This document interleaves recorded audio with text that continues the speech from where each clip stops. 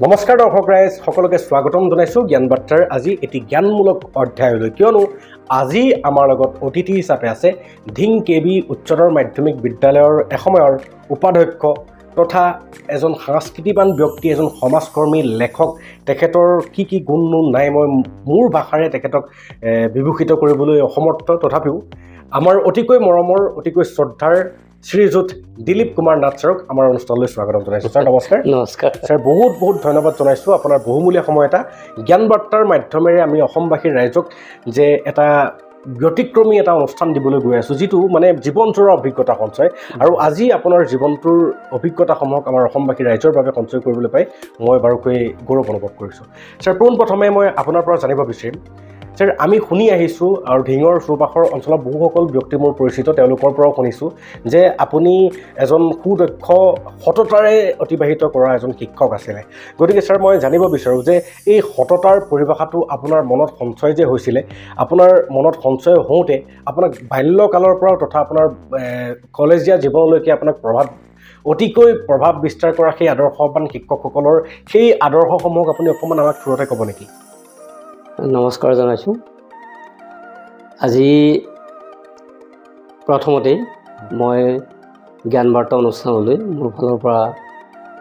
আন্তৰিক ধন্যবাদ জ্ঞাপন কৰিছোঁ বহুত ধন্যবাদ ছাৰ এতিয়া সৰুকালৰ পৰা শিক্ষাগুৰুসকলৰ মানে কি আৰু যেতিয়া মোৰ এডমিশ্যন হয়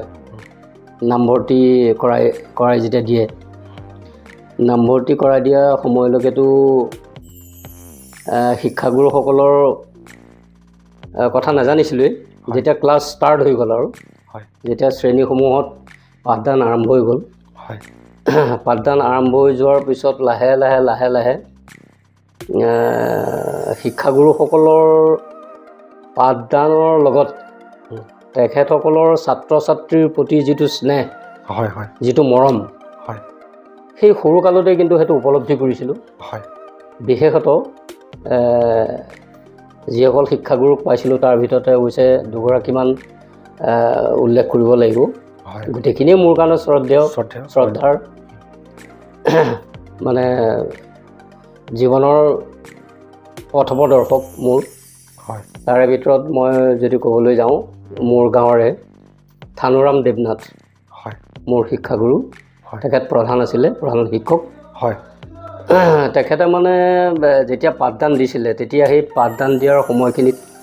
তেখেতে সকলো কথা পাহৰি কেৱল ছাত্ৰ ছাত্ৰীকে নিজৰ সন্তান বুলি ভাবি মানে যিমানখিনি তেওঁ জ্ঞান শিক্ষা মানে নিজৰ হেৰিৰ পৰা উজাৰি দিছিলে ছাত্ৰ ছাত্ৰীসকলক হিয়া উজাৰি দিছিলে এইখিনি মানে সঁচাকৈ গ্ৰহণো কৰিছিলোঁ আমাৰ মানে স্বয়ংক্ৰিয়ভাৱে এইটো হেৰি হৈছিলে মানে ল'ব পাৰিছিলোঁ আৰু লগতে আৰু এগৰাকী মানে শিক্ষাগুৰুৰ কথা ক'ব লাগিব প্ৰতিমাবালা বৰা প্ৰতিমাবালা বৰা বাইদেউ বৰ মৰমীয়াল তেখেতে মানে সেই এটা কথা মনত পৰিছে তেখেতে মানে ক্লাছ লৈ থাকিলেতো মানে সদায় হাঁহি মুখেৰে পাঠদান হেৰি কৰে পাঠদান দিয়ে এই মানে এবাৰ কি হ'ল পৰীক্ষা হ'ল পৰীক্ষা মানে কি আৰু বছৰেকীয়া পৰীক্ষা এটা বছৰেকীয়া পৰীক্ষাত তেতিয়া মানে আমাৰ এটা হেৰি আছিল কি সাধু কোৱাৰ মানে নিয়ম নাছিল যদিও এই বাইদেৱে মানে কেতিয়াবা অলপ ধেমালি ধুমলা কৰিবৰ কাৰণে এই কোনোবাই সাধু কবি নেকি সিহঁতো এটা কচোন পাৰ যদি এনেকৈ বুলি মানে সেই পৰীক্ষাৰ শেষত তেনেকৈ কৰিছিলে মাতিছিলে আৰু তেতিয়া সেই মই গৈ পেলাই বাইদেউ কৈছিলোঁ বাইদেউ মই সাধু এটা ক'ম বোলে কচোন কি সাধু কনো তই এই বাইদেউক মানে সেই সাধু এটা মানে কি আপোনাৰ হেৰি এটা ৰাইমছ মই মাতিছিলোঁ তেতিয়া এই মোৰ মানে সৰুকালত আয়ে চোতালত মানে জোনাক নিশা চোতালত বহুৱাই লৈ মানে সেই কোৱা সাধুৰ এটা ৰাইমছ মোৰ মনত আছিলে সাধুটোৰ লগত মই সেই ৰাইমছটো কৈছিলোঁ যে টক টক নকৰিবি তই টকৰ গুণ পাইছোঁ মই চাইড লেট পেট কাণ মোৰ কথা উদ্ধাৰ কৰিলে মোক চিলনী এটা মানে সাধুটোৰ মাজত যেতিয়া এই ৰাইমছটো মই যেতিয়া বাইদেউক কৈ শুনালোঁ তেতিয়া বাইদেউ মানে হাঁহি মানে চকীৰ পৰা পৰি যাব ধৰিছে হাঁহি মই এতিয়া থাপ মাৰি দিছোঁ সৰু অথচ ধৰি পেলাই মই বাইদেউক ৰাখি দিছোঁ বাইদেউ তই এনেকুৱা সাধু ক'ত শিকিলিও মনো বাইদেউ সেই আৰু হেৰি শিকা বুলি নহয় আৰু আইহঁতে কোৱা শুনিছোঁ হয় মানে ইমান মৰম কৰে বাইদেউহঁতে মানে পৰীক্ষাৰ বহি চহীবিলাকত মাৰ্কিং চাৰ্কিং কৰোঁতে ইমান সুন্দৰকৈ মাৰ্কিং কৰে হয় নম্বৰবিলাক দিয়ে একদম স্পষ্টকৈ নম্বৰবিলাক দিয়ে সেইবিলাক কিবা এটা অনুপ্ৰেৰণা দেই বহীত নম্বৰ দিয়া নম্বৰ অলপ বেছিকৈ পালে কিবা এটা আনন্দ লাগে ভাল লাগে আৰু সেই অনুপ্ৰেৰণাই কিন্তু আগবাঢ়ি যোৱাত সহায় কৰিছিল হয় হয় আৰু যিটো কাৰণত মই ক শ্ৰেণী মানে প্ৰথম শ্ৰেণী আৰু মানে ক শ্ৰেণীৰ পৰা কলৈ তেতিয়া নিয়ম আছিলে কৰ পৰা কলৈ পাছ কৰিহে প্ৰথম শ্ৰেণীত পায় হয় কিন্তু মই ক শ্ৰেণীত এডমিশ্যন মোক দিয়াৰ পিছত মই ডিৰেক্টলি প্ৰথম শ্ৰেণী প্ৰমোশ্যন হৈছিলে ছাৰ এইখিনিতে মই এটা কথা অনুভৱ কৰিব পাৰিলোঁ যে মৰম চেনেহ আচলতে মানৱতাৰ মূল মানে চালিকা শক্তিটোৱে মৰম চেনেহে বোধ কৰোঁ গতিকে ছাৰ আপুনি সেই শিক্ষাগুৰুসকলৰ পৰা অনুপ্ৰাণিত হৈ পেলাই আপুনি যেতিয়া নিজে এজন শিক্ষক হিচাপে ধিং কে বি স্কুলত জইন কৰিছিলে তেতিয়া আপুনিও এজন মৰমীয়াল শিক্ষক হ'ব পৰাকৈ আপোনাৰ ছাত্ৰ ছাত্ৰীসকলৰ বাবে প্ৰিয় শিক্ষকজন হ'ব পৰাকৈ আপুনি নিজকে কেনেকৈ প্ৰস্তুতি কৰিছিলে এই প্ৰস্তুতিটো বৰ্তমান নৱপ্ৰজন্মৰ যিসকল শিক্ষাগুৰু নৱনিযুক্তিভাৱে স্কুল এখনত মানে অংশগ্ৰহণ কৰিছে তেওঁলোকৰ কাৰণে যাতে মানে বি এডত সকলোৱে ট্ৰেইনিং লৈ আহিছে কিন্তু প্ৰেক্টিকেল নলেজ বোলা বস্তুটো টোটেলি বেলেগ এইটো বেলেগ গতিকে মই আপোনাৰ পৰা সমগ্ৰ অসমবাসী নৱপ্ৰজন্ম শিক্ষকসকললৈ জানিব বিচাৰোঁ যে এজন ছাত্ৰ ছাত্ৰীৰ বাবে মনোগ্ৰাহী বা প্ৰিয় শিক্ষকজন হ'বৰ কাৰণে আপুনি কি কি গুণ অৱলম্বন কৰি নিজকে সফলতা অৰ্জন কৰিছিলোঁ বুলি ভাবে এইটোতো বৰ সুন্দৰ তুমি প্ৰশ্ন কৰিছা হয় ছাৰ এই প্ৰশ্নবিলাকৰ আচলতে ক'বলগীয়া ধেৰ থাকে হয় কিন্তু সংক্ষেপে ক'বলৈ যাওঁতে অকণমান এটা হেৰিও হয় যি কি নহওক এল পি স্কুল পাছ কৰি পেলাই যেতিয়া মানে ধিং কে বি উচ্চতৰ মাধ্যমিক বিদ্যালয়ত ক্লাছ 4ত মোক মানে নামভৰ্তি কৰাই যেতিয়া দিয়ে হয় মানে ক্লাছ তেতিয়া আমি 4 পঢ়িছিলোঁ হাইস্কুলত হয় আজিকালিতো এল পি স্কুলতে 4 পঢ়িব লাগে হয় ক্লাছ 4ত নাম লগাই দিলে এতিয়া কে বি স্কুল বুলি ক'লেতো এটা মানে এতিয়াও মানে ধিঙত এখন মানে বহুত নাম কৰা আৰু অনুশাসনমূলক এখন স্কুল তাত পঢ়িবলৈ সচৰাচৰ ল'ৰা ছোৱালীয়ে এডমিশ্যন ল'বলৈ ভয় কৰে কিন্তু মই নাজানো কিয় তাতেহে পঢ়াৰ বেছি আগ্ৰহ আছিলে আৰু ঘৰৰ অৱস্থা পাতিটো বাৰু কথা নকয় তথৈ বছৰ অৱস্থা তাত পঢ়াৰ হেৰিটো নায়েই অৱস্থাই নাই তথাপি কিন্তু মনৰ সাহসত গৈ তাতে এডমিশ্যনটো যেতিয়া দিয়াৰ পিছত যেতিয়া ক্লাছ চালাছবিলাক তাত আৰম্ভ হোৱাৰ পিছত তাতে শিক্ষাগুৰুখিনিৰ মানে যিটো মৰম স্নেহ পালোঁ তাৰমানে ছাৰসকলে পাঠদান দিয়াৰ পিছত সেই পাঠদানৰ পৰা কি শিকিলোঁ কি মিলিলোঁ এইখিনি জানিবৰ কাৰণে নেক্সট ডে হয়তো তেখেতসকলে বিচাৰিছিলে আৰু সেইখিনি মই সুন্দৰকৈ দিব পাৰিছিলোঁ ছাৰসকলে পঢ়োৱা বস্তুখিনি মই ৰিটাৰ্ণ যে বুজি পাইছোঁ ছাৰসকলক কৈছোঁ কিবা প্ৰশ্ন সুধিছে উত্তৰ দিছোঁ তো এনেকুৱা কিছু কথাৰ কাৰণে ছাৰসকলে অত্যন্ত মৰম কৰিছিলে আৰু সেই মৰমখিনি মোৰ মানে শিক্ষাৰ এটা আহিলা হিচাপে লৈ মই ক্ৰমান্বয়ে মানে আগবাঢ়ি গ'লোঁ আৰু সেই ধিং কে বি হায়াৰ ছেকেণ্ডেৰীত মই কোনোটো শ্ৰেণীতেই মানে দ্বিতীয় স্থানলৈ যোৱা নাই প্ৰথম স্থানতে মই তাতে মানে 4ৰ পৰাই প্ৰথম স্থানতে মই মানে গৈ একদম আপ টু 12লৈকে মই প্ৰথম স্থানতেই হেৰি কৰিছোঁ যি কি নহওক তাতে ক্লাছ 6ত মানে মোৰ সেই কবিতা যেতিয়া মানে তাতে অসমীয়া কবিতা পঢ়িবলৈ দিয়ে অসমীয়া কবিতা পঢ়িবলৈ দিওঁতে মানে কবিতাবিলাক পঢ়োঁতে মানে অলপ ৰিচাইট কৰা নিচিনা ছাৰসকলে পালে হয়তো এবাৰ এনুৱেল স্পৰ্টছত মোক মানে ৰিচাইট কৰিবলৈ ক'লে কবিতা এটা দেই কবিতা এটা মই ৰিচাইট কৰিলোঁ আৰু মোৰ যিজন প্ৰতিদ্বন্দ্বী আছিল তেওঁ সেই মানে মোৰ স্কুলৰ তেওঁ মানে অদ্বিতীয় আছিলে ৰিচাইটেশ্যন কুইজ কম্পিটিশ্যন তেওঁ কোনেও হেৰি কৰিব নোৱাৰে কিন্তু সেইবাৰ মই 6ত গৈ ৰিচাইট কৰি দিয়াৰ পিছত তেওঁ দ্বিতীয় স্থানত গ'ল মই প্ৰথম স্থানলৈ আহিলোঁ তেওঁ আছিলে ক্লাছ 12ৰ আপুনি আছিলে মই মোৰ নামটোও মনত আছে বাৰু মোক যথেষ্ট মৰম কৰে এতিয়াও তেখেতে বোলে কিয় দিলীপ এনেকৈ বুলি এতিয়াও মাতে তেখেত শ্ৰদ্ধেয় অলকানন্দ শৰ্মা তেখেতৰ নাম তেখেত ভাল এজন গভৰ্ণমেণ্ট এমপ্লয়ী মই তেতিয়া ক্লাছ 6ত মই মানে সেই কবিতাটো অকণমান গুণগুণাই দিছোঁ মোমাই মোমাই বুলি স্বপ্নে চিঞৰি আজি লাচিতে কয় কিয় আজি হেংদাং মোৰ কপিছ থৰ থৰকৈ সাৰ পাই লাচতে হেংদাং খুলি চাই দেখে যে ওচৰত কোনোৱেই নাই ই যে স্বপ্ন নহয় মোৰ সচিকত হ'ব গ'ল যুদ্ধই শত্ৰু মোগলৰ সাজিব লাগিব বিৰাট সেনানী বান্ধিব লাগিব বিৰাট গড় কাৰ ওপৰত দিব ভাৰ কাৰ আছে এনে কৰ্মত বিশ্বাস এনেকৈ মানে কবিতাটো মানে ৰিচাইট কৰিছিলোঁ আবৃত্তি কৰিছিলোঁ স্বদেশ প্ৰেম স্বদেশ প্ৰেমত আৰু একদম দৰ্শকে যথেষ্ট মানে স্কুলৰ ছাত্ৰ ছাত্ৰী আৰু শিক্ষাগুৰুসকলেও যথেষ্ট ভাল পালে আৰু মই প্ৰথম স্থান লাভ কৰিলোঁ এনেকৈয়ে তাৰমানে গোটেই স্কুলত সকলোৰে মৰম স্নেহ আনকি একে 4th গ্ৰেড এমপ্লয়ীজনৰ পৰাও মই মৰম স্নেহ আদায় কৰি তাতে মানে ক্ৰমান্বয়ে আগবাঢ়ি গ'লোঁ কিয় কাৰণ মোৰ ঘৰৰ অৱস্থা খুবেই বেয়া আছিলে মানে ঘৰত পঢ়ুৱাব পৰা অৱস্থা নাছিলে আৰু তাতে যেতিয়া মই পঢ়োঁতে মোক শিক্ষাগুৰুখিনিয়ে যথেষ্ট মৰম কৰাই নহয় তেখেতসকলে বিভিন্ন মানে দিশৰ পৰা মোক আগবঢ়াই লৈ গৈছিলে বিশেষকৈ এই ক্ষেত্ৰত ক'ব লাগিব আমাৰ প্ৰয়াত মোৰ অতি শ্ৰদ্ধাৰ সেৱাৰ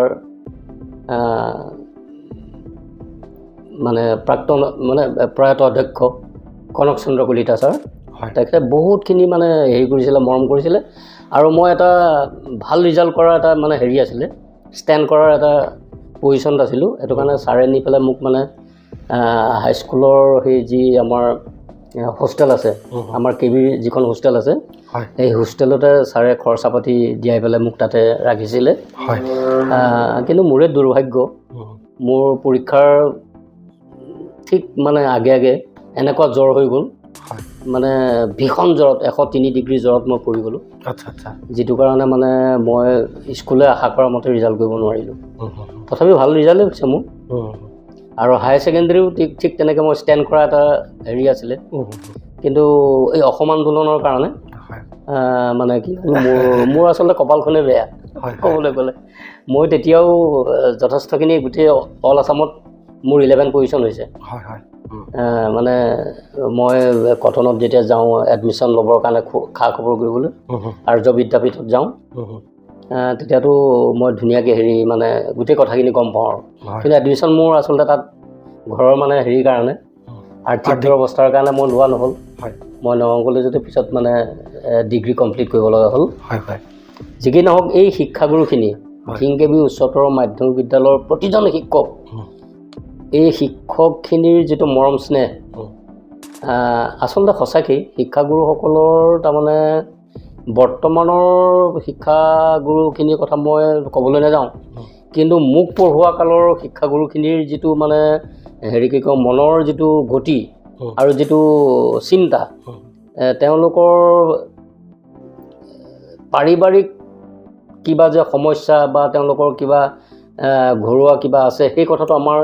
দৃষ্টিগোচৰী হোৱা নাছিল আমি নাজানিছিলোঁৱে কেৱল আমি এটা কথাই জানিছিলোঁ যে তেখেতসকল যেন একে আমাৰ কাৰণে অৰ্পিত শিক্ষাগুৰু মানে fully dedicated fully dedicated teacher আৰু হয়তো আপুনি সৰুৰে পৰা সেই শিক্ষাগুৰুসকলৰ সেই আচৰণ তথা সেই আদৰ্শসমূহক দেখি আপুনিও সেই নিজকে অজানিতে মানে তেনেকুৱাকৈ গঢ় লৈ সেই তুমি যিটো মানে আল্টিমেট যিটো প্ৰশ্নৰ উত্তৰ বিচাৰিছা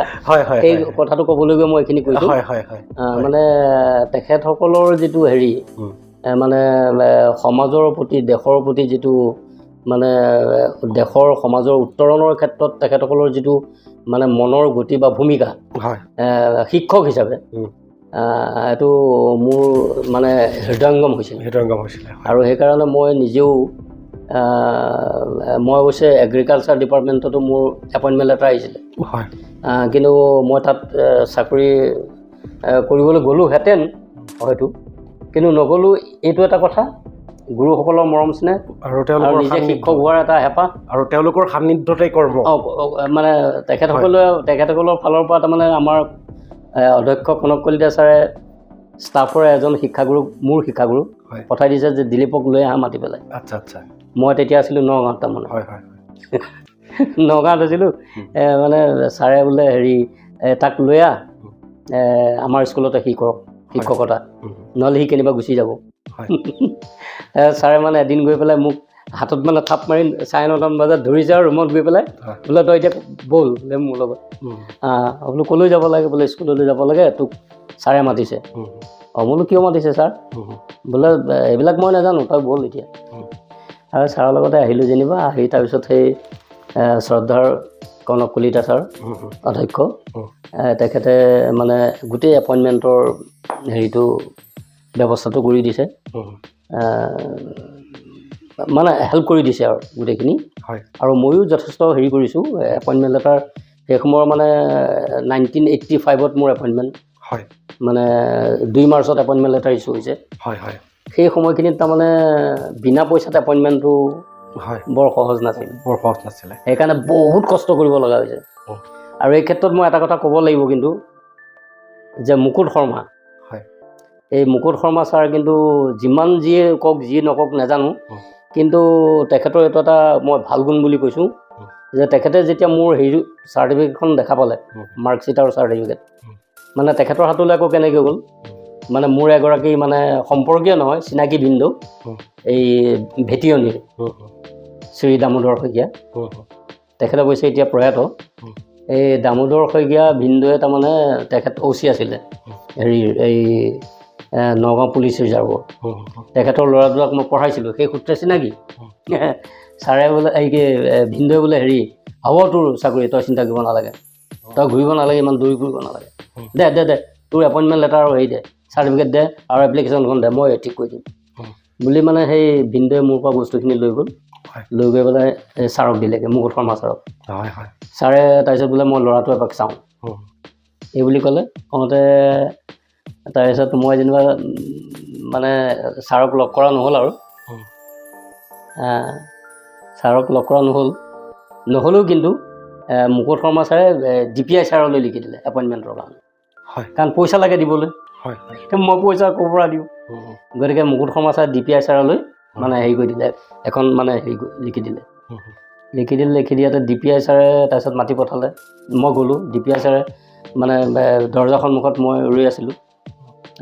তাৰপিছত মাতিলে মোক পিয়ন দি পেলাই DPI ছাৰে মাতিলে গ'লোঁ যোৱাতে DPI ছাৰে ক'লে যে তুমিনো এই নাই তুমি নহয় আপুনি বুলি কৈছে ছাৰহঁতক আকৌ এইটো কি গুণ নাজানো আপুনি ব্যৱহাৰ কৰে মইতো আচৰিত হৈছোঁ বোলে আপুনি ইমান সুন্দৰ মাৰ্কছ আছে আপোনাৰ মেজৰত আৰু হায়াৰ ছেকেণ্ডেৰী ইমান ধুনীয়া আপোনাৰ মাৰ্কছ আছে ইমান ভাল ৰিজাল্ট আপুনি মাষ্টাৰ ডিগ্ৰী পঢ়ক আপুনি কিয় চাকৰি কৰিব লাগে তেতিয়া মানে সেই মই তেতিয়া কৈছোঁ বোলো ছাৰ মই এতিয়া পঢ়াটো বাদৰৰ কথাই মই নিজৰ অস্তিত্বটো ৰাখিব পাৰিম নে নোৱাৰিম ঠিক নাই এতিয়া মোৰ মানে মই ইমানেই হেৰি হৈ আছোঁ যে মানে শাৰীৰিকভাৱেও দুৰ্বল ছাৰ মই আৰ্থিকভাৱেও দুৰ্বল এতিয়া ছাৰ তেনেকৈ মানে হেৰিটো হ'লগৈ আৰু ছাৰ ইতিমধ্যে আপুনিও উল্লেখ কৰিছে যে আপোনাৰ ল'ৰালি কালছোৱা বহুতেই আৰ্থিক সংকটত গৈছে আৰু আৰ্থিকভাৱে আপুনি বহুতেই যুঁজ কৰিছে গতিকে ছাৰ মই যেতিয়া আপোনাৰ ঘৰ পাইছোঁহি আপোনালোকৰ মানে আপোনাৰ অৰ্ধাংগিনীয়েও কৈছে যে আৰ্থিক প্ৰতিবন্ধকতাই কেতিয়াও এজন মানুহৰ প্ৰতিভাক নেওচি ৰাখিব নোৱাৰে গতিকে মই আপোনাৰ ঘৰখনত আহি পেলাই এটা পজিটিভ ভাইব পাইছোঁ গতিকে এই পজিটিভ ভাইবটো মই অকল মোৰ নহয় আমাৰ দৰ্শকসকলকো মই জনাব বিচাৰোঁ যে আপুনি সেই আৰ্থিক দুৰৱস্থাটোৰ লগত যুঁজি পেলাই আজি এজন শিক্ষক হিচাপে নিজকে প্ৰতিষ্ঠিত তথা এজন লেখক হিচাপে নৈতিকতাৰে এজন প্ৰতিবাদী হিচাপেও নিজকে প্ৰতিবাদী ব্যক্তি হিচাপেও সমাজত প্ৰতিষ্ঠা কৰাৰলৈকে আপুনি এই আৰ্থিক সংকটৰ লগত কেনেকৈ যুঁজ দিছিলে আৰু এই সংকটৰ লগত যুঁজ দি পেলাই আপুনি যিখিনি অভিজ্ঞতা পাইছিলে সেই অভিজ্ঞতাসমূহক বৰ্তমান যিসকলে আৰ্থিক দুৰৱস্থাক হেঙাৰ হিচাপে লৈ পেলাই আগবাঢ়িবৰ কাৰণে হেমাই কৰি আছে তেওঁলোকক কি পৰামৰ্শ দিব বিচাৰিব এইটোতো সম্পূৰ্ণ নিজৰ চেষ্টাৰ কথা হয় ছাৰ এই নিজৰ চেষ্টাৰ কথা নিজৰ আগ্ৰহৰ কথা হয় আৰু নিজৰ সততাৰ কথা সৎ চিন্তাৰে সততাৰে মানে সাহস লৈ যদি মানে আত্মবিশ্বাস ৰাখি ভগৱন্তৰ শ্ৰীচৰণত মানে বিশ্বাস ৰাখি তেওঁৰ শ্ৰীচৰণত অৰ্পণ কৰি যদি কাম কৰি যোৱা যায় তেনেহ'লে ফলগতিটো হ'ব এইটো নিশ্চিত হয় সময় অলপ লাগিব পাৰে মানুহৰ জীৱনত মানে দৰিদ্ৰতা বা আৰুনো কি বুলি ক'ম এতিয়া মানে আৰ্থিক দুৰৱস্থা এই আৰ্থিক দুৰৱস্থাটোৱে সঁচাকৈ এই প্ৰতিবন্ধক বুলি মই নাভাবোঁ মানে জীৱন গতিত আগবাঢ়ি যোৱাৰ ক্ষেত্ৰত জীৱন গতিত আগবাঢ়ি যোৱাৰ ক্ষেত্ৰত মানে প্ৰতিবন্ধক বুলি মই নাভাবোঁ যেনেকেই নহওক আজিকালিতো আৰু প্ৰতিবন্ধক নহয় আজিকালি বিভিন্ন ধৰণৰ চৰকাৰৰ ফালৰ পৰাও সা সুবিধা পোৱা যায় ভাল ল'ৰা ছোৱালী চোকা ল'ৰা ছোৱালীয়ে চৰকাৰেও ভাল সুবিধা দিয়ে বা ওচৰ চুবুৰীয়া মানুহেও হেল্প কৰে আজিকালি মানুহবিলাক প্ৰায়খিনি মানে আৰ্থিকভাৱে সচ্ছল কিন্তু আমাৰ পঢ়াৰ দিনত মানে আৰ্থিকভাৱে সচ্ছল নাছিলে মানুহখিনি বেছিভাগ মানুহে যিটো কাৰণে নিজে সংগ্ৰাম কৰি তাৰমানে যুঁজিবলগীয়া আছিলে কেনেকৈ যুঁজিছিলোঁ মই টিউটৰিয়েল ক্লাছ কৰিছিলোঁ মানে যেতিয়া মই মেট্ৰিক দিওঁ মেট্ৰিক দিয়াৰ আগত 8-9 মই অংক পঢ়াইছিলোঁ তাৰে যি 2 পইচা পাইছিলোঁ হায়াৰ ছেকেণ্ডেৰী যেতিয়া পঢ়িছিলোঁ মই তেতিয়া মানে 10ৰ ল'ৰা ছোৱালী মানে মেট্ৰিক দিয়া ল'ৰা ছোৱালী পঢ়াইছিলোঁ তাৰে যি 2-4 পইচা পাইছিলোঁ আকৌ যেতিয়া মই ডিগ্ৰী পঢ়ি আছিলোঁ তেতিয়া মই হায়াৰ ছেকেণ্ডেৰী মেথছ পঢ়াইছিলোঁ মই হায়াৰ ছেকেণ্ডেৰী তেতিয়া মেথছ পঢ়োৱা ল'ৰাই মেথছত লেটাৰ পাই এতিয়া ভাল ডাক্তৰ হৈ আছে ভাল আই স্পেচিয়েলিষ্ট কোনোবা মানে হেৰি কি কয় বিভিন্ন হেৰি হৈ আছে আকৌ সেই তেতিয়া ডিগ্ৰী পঢ়ি থাকোঁতে হায়াৰ ছেকেণ্ডেৰী কেমেষ্ট্ৰি পঢ়োৱা ল'ৰা এতিয়া কলেজৰ প্ৰফেচৰ হৈ আছে মই পঢ়োৱা মানে দুখীয়া মানুহৰ ল'ৰা মই বিনা পইচাত পঢ়াইছোঁ মই নিজেও আৰ্থিকভাৱে সচ্ছল নহয় একেবাৰে দুৰৱস্থা কাৰণ নগাঁৱত ঘৰ ভাড়া দি পঢ়িছোঁ আকৌ ময়ে আকৌ এনেকুৱা ষ্টুডেণ্টক পঢ়াইছোঁ যে যিজনে আকৌ মোক পইচা দিব নোৱাৰে কিন্তু পঢ়াইছোঁ আৰু সেয়া ল'ৰা এতিয়া কলেজৰ প্ৰফেচৰ কেমেষ্ট্ৰি খুব সুন্দৰ গতিকে মানে সেই ভগৱানৰ ওচৰতো বিশ্বাস ৰাখি মানে আগবাঢ়ি যাব লাগিব ছাৰ এইখিনিলৈকে মই আপোনাৰ লগত আলোচনা কৰি পেলাই এটা কথা গম পালোঁ যে পৰোপকাৰ মনোবৃত্তিটো এটা শ্ৰেষ্ঠ মনোবৃত্তি হিচাপে আপোনাৰ কথাখিনিয়ে মোক মানে প্ৰতিফলিত কৰিছে বা মই অনুভৱ কৰিব পাৰিছোঁ গতিকে পৰোপকাৰ আচলতে আমাৰ মানৱ জীৱনটো ছাৰ পৰোপকাৰ কাৰণে উৎসৰ্গিত কৰাটো আটাইতকৈ শ্ৰেষ্ঠ কৰ্ম নেকি বাৰু মানৱৰ ভগৱন্তইতো মই ভাবোঁ মানুহক পৃথিৱীলৈ যে পঠাই দিছে এই জন্তু অন্যান্য জন্তু জীৱৰ দৰে হেৰি চলিবৰ কাৰণে বা খাব খাবৰ কাৰণে মোৰ ধাৰণা পঠাই দিয়া নাই মানুহ এটা মানে সুস্থ চিন্তাৰে এটা বিবেক দি পেলাই এটা সুস্থ শৰীৰ দি পেলাই এজন মানুহক যেতিয়া পৃথিৱীলৈ পঠাই দিছে তেওঁ পৰম পিতাই গতিকে নিশ্চয় আমাৰ তাৰমানে ইয়াত কৰণীয় কাম আছে নিজৰ ব্যক্তিগত যিখিনি স্বাভাৱিক যিখিনি জৈৱিক ক্ৰিয়া মানে সংসাৰ বা ব্যক্তিগত জীৱনৰ উন্নতি সাধা সংসাৰ কৰা এইবিলাক কৰ্মৰ মাজেদিও আমি মানে ভগৱন্তই পঠাই দিছে মই ভাবোঁ যে সমাজৰ 10জনৰ পাৰিলে উপকাৰ কৰিব লাগে আৰু নোৱাৰিলেতো কাৰো ক্ষতি কৰিব নালাগে এইটো ঠিক ছাৰ মই এই কথাষাৰ উত্থাপন এইকাৰণে কৰিছিলোঁ ছাৰ প্ৰকৃতিলৈ যদি আমি মনোনিৱেশ কৰোঁ তেতিয়াহ'লে দেখা পাওঁ যে এজোপা গছে অক্সিজেন দিয়ে সেই গছজোপাই কেৱল সেইজন ব্যক্তিক অক্সিজেন দিয়া নাই যিজনে সেই গছজোপাক ৰোপণ কৰিছিলে গছজোপাই অক্সিজেন দিছে সমগ্ৰ মানৱতাৰ কাৰণে সমগ্ৰ প্ৰকৃতিৰ কাৰণে গতিকে আমি গছ এজোপাতকৈতো আমাৰ মানুহ যিহেতু জীৱশ্ৰেষ্ঠ গতিকে আমাৰ কৰ্মসমূহো যদি সৰ্বহিতাৰ্থে নিয়োজিত কৰা যায় তেন্তে নিশ্চয় সেই কৰ্মটো শ্ৰেষ্ঠ কৰ্ম আৰু মই যিটো অনুভৱ কৰিব পাৰিছোঁ আপোনাৰ পৰা ছাৰ আপুনি এটা এসময়ত কৈছিলে যে অনুশাসন আপোনাৰ স্কুলখনত বহুতেই অনুশাসন আছিলে ছাৰ বৰ্তমান আমাৰ সমাজখন এখন বিভ্ৰান্ত সমাজলৈ মানে পৰিচালিত হৈ থকা আমি দেখা পাইছোঁ বহু সৰু সৰু ল'ৰা ছোৱালী অবাধে পৰিচালিত হোৱাও দেখা পাইছোঁ গতিকে ছাৰ এই ক্ষেত্ৰত অনুশাসনহীনতাই গ্ৰাস কৰিছে বুলি আপুনি অনুভৱ কৰে নেকি বৰ্তমান অৱস্থাত আমাৰ সমাজখনক